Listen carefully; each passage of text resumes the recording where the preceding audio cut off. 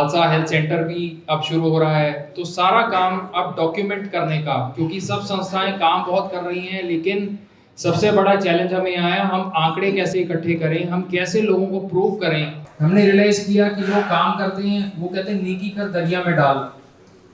तो बहुत लोग हैं बाजार में जो दरिया में आपकी नेकी को पकड़ने के लिए भी खड़े हुए हैं। उन्होंने जाल बिछाए हुए हैं कि आपने नेकी करके दरिया में डाला, उन्होंने दरिया में जाल फैलाया और आपकी सारी नेकी ले जा करके अपनी फोटो खिंचवा ली। ये सेवा हमने की, ये इनॉग्रेशन हमने की, लेकिन जो असली में जो संस्था जो लोग काम कर रहे हैं,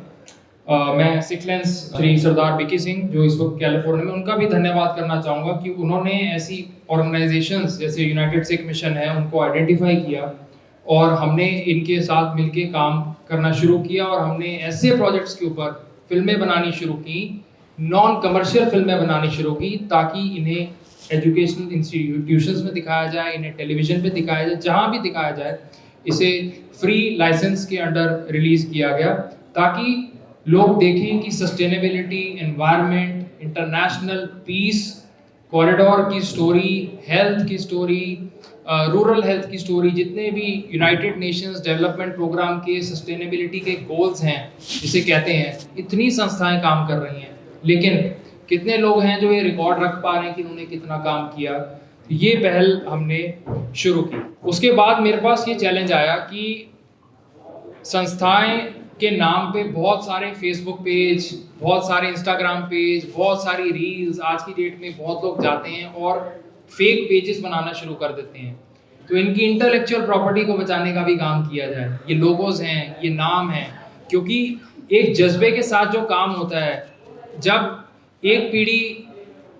अपनी इनिंग्स पूरी कर लेगी तो कहीं ना कहीं ये काम आने वाली जनरेशन के ऊपर ट्रांसफर होगा, तो उसका उत्तरदायित्व कौन लेगा। बहुत सारी फाउंडेशंस हैं, बहुत सारी संस्थाएं हैं,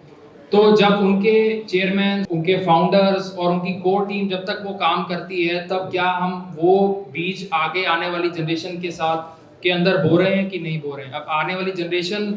जैसे बोला कि वो बाहर जा रही है, तो पंजाब सूबे को, जो आसपास के हरियाणा है, हिमाचल है, हमारा चंडीगढ़ है जो स्टेट कैपिटल है,